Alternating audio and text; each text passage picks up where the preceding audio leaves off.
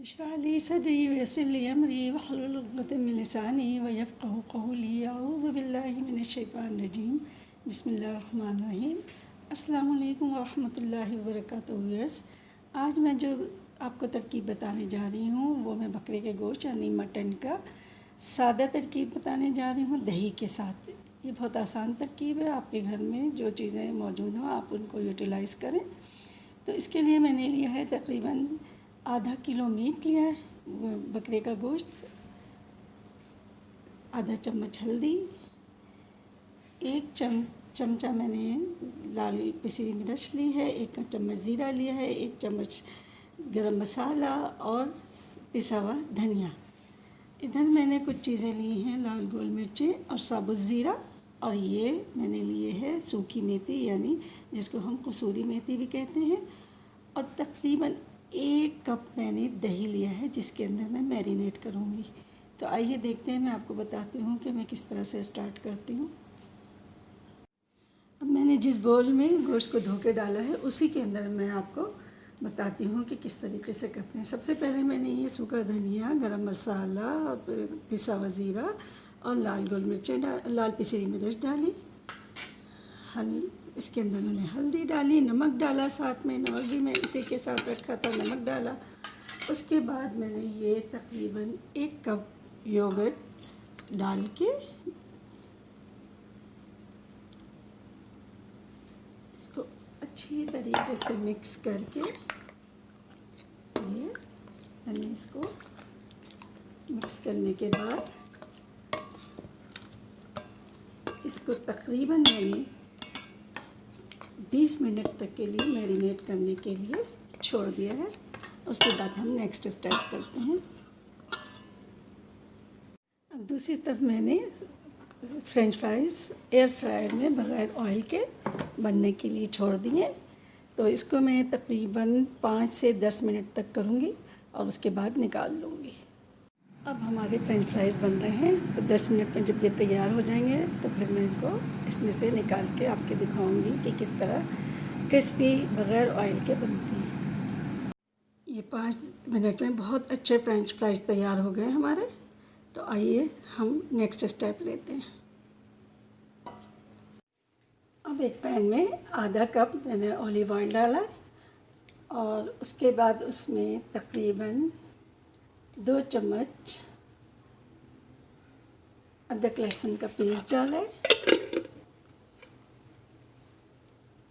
अब मैंने आधा किलो ऑयल में तकरीबन 2 चम्मच अदरक लहसुन का पेस्ट डाल के और मैं इसको अच्छी तरीके से भूना लूँ। भूनने के बाद मैंने इसके अंदर 1-2 तेज़पत्ते डाल दूँ, अंदर में ज़ीरा और ये लाल गोल मिर्चें डाल दूँगी।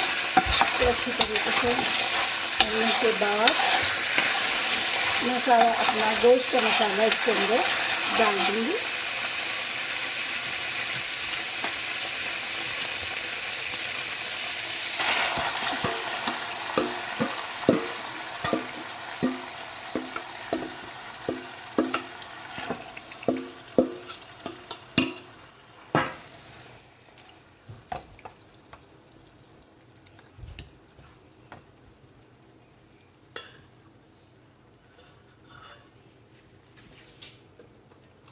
थोड़ी सी देर के लिए इसको तेज़ आंच पे पकने दें और उसके बाद मैं इसके अंदर सूखी मेथी डालूँगी।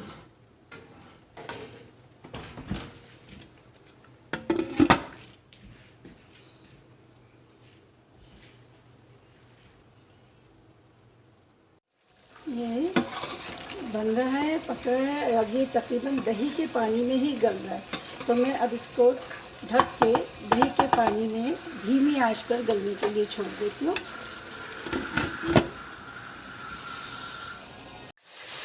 ये हमारा गोश्त अच्छी तरीके से गल गया और अब हम इसके अंदर डाल रहे हैं सूखी मेथी, जो हमने थोड़ी सी ली थी, ज़्यादा नहीं, 1 टेबल स्पून सूखी मेथी लेके हमने इसके अंदर डाला है। अब इसको भून रहे हैं। यही तरकीब आप चिकन के साथ भी यूज़ कर सकते हैं।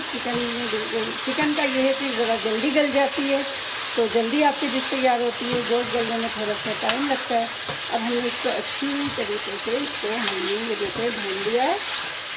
और इसका ऑयल ऊपर आना शुरू हो गया है। इसकी शक्ल बड़ी प्यारी, मेथी डालने के बाद बहुत अच्छी इसकी शक्ल आ गई है। और इसके बाद हमारा ये फ्रेंच फ्राइज हमने इसके अंदर जो बनाए थे साइड में वो डाल दिए। और डालने के बाद हम इसको थोड़ा सा इसके साथ गम कर देंगे और गम करने के बाद हम इसको डिश आउट कर लेंगे। तो धीमी आंच पे इसको, ये हो गया फ्रेंच फ्राइज। आप चाहें तो डिश आउट करने के बाद, क्योंकि फ्रेंच फ्राइज तो बिल्कुल गले में, आप चाहें तो डिश आउट करने के बाद भी फ्रेंच फ्राइज डाल सकते हैं, लेकिन मुझे ये थोड़ा सा इसके मसाले के साथ ज़्यादा और अच्छा लगता है, तो मैं ये कर लेती हूँ। और फिर मैं इसके अंदर सारा हरा मसाला डालती हूँ।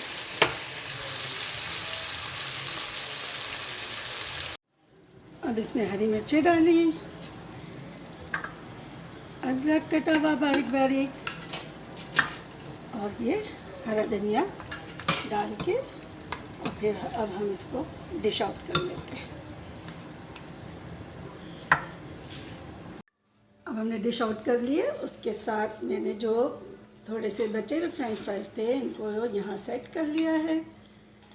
इस तरीके से आप इसको सेट कर दें। और ये डिश मैं आपको बताऊं कि बच्चे बड़े सब बहुत शौक़ से खाते हैं। बहुत ही मज़ेदार और जल्दी बनने वाली डिश है, और आप इसको ज़रूर ट्राई कीजिएगा।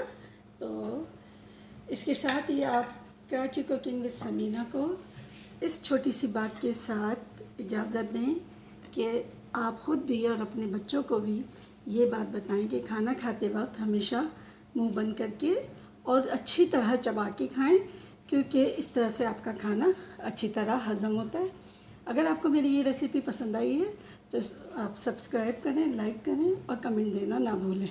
अल्लाह हाफ़िज़।